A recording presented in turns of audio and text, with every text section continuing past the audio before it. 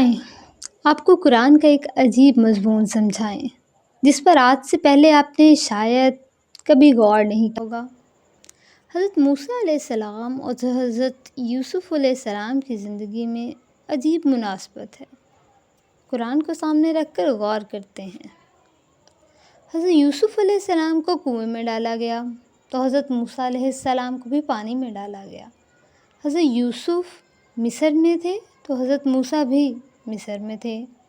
حضرت یوسف نے محل میں زندگی گزاری تو حضرت موسیٰ نے بھی فرعون کے محل میں پرورش پائی۔ حضرت یوسف کو اٹھانے والوں کی بھی اولاد نہیں تھی اور حضرت موسیٰ کو اٹھانے والوں کی بھی اولاد نہیں تھی۔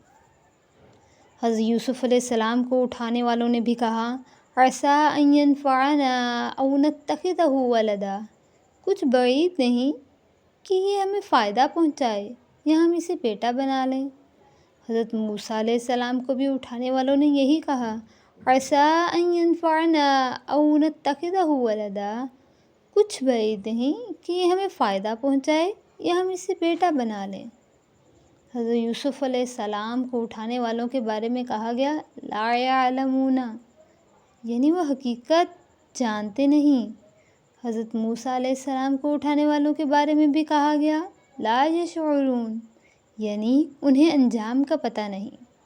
حضرت یوسف علیہ السلام کے بھائیوں نے کہا قتلوا یوسف، یوسف کو قتل کر ڈالو۔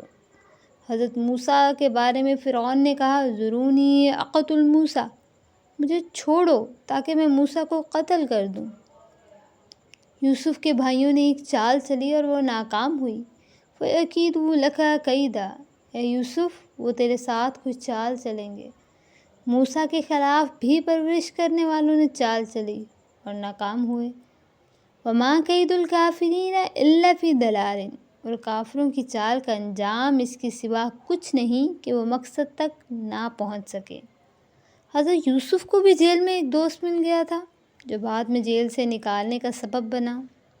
حضرت موسیٰ کو بھی ایک دوست مل گیا تھا جو مصر سے مدین کی طرف نکالنے کا سبب بنا۔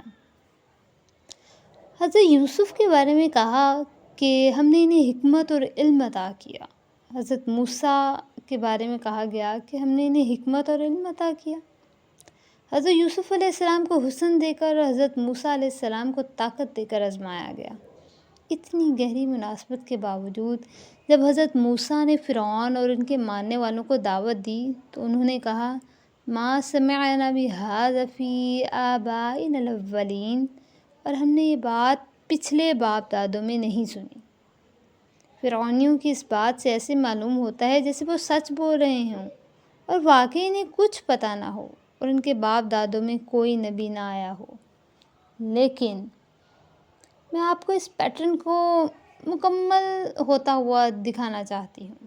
ایک اور آیت میں سورہ مومن کی آیت نمبر 34 میں اللہ تعالیٰ فرماتے ہیں کہ موسیٰ علیہ السلام پر ایمان لانے والے ایک شخص نے فرعونیوں سے کہا وَلَقَدْ جَاءَكُمْ يُوسُفُ مِنْ قَبْلُ بِالْبَيِّنَاتِ فَمَا زِلْتُمْ فِي شَكٍّ مِّمَّا جَاءَكُمْ بِهِ حَتَّى إِذَا هَلَكَ قُلْتُمْ لَن يَبْعَثَ اللَّهُ مِن بَعْدِهِ رَسُولًا كَذَلِكَ يُضِلُّ اللَّهُ مَنْ هُوَ مُسْرِفٌ مُرْتَابٌ، اور حقیقت یہ ہے کہ اس سے پہلے یوسف تمہارے آباء و اجداد کے پاس روشن دلیلیں لے کر آئے تھے، تب بھی تم ان کی لائی ہوئی باتوں سے متعلق شک میں پڑے رہے۔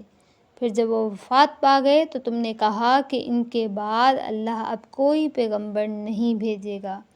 اسی طرح اللہ ان تمام لوگوں کو گمراہی میں ڈالے رکھتا ہے جو حد سے گزرے ہوئے شکی ہوتے ہیں۔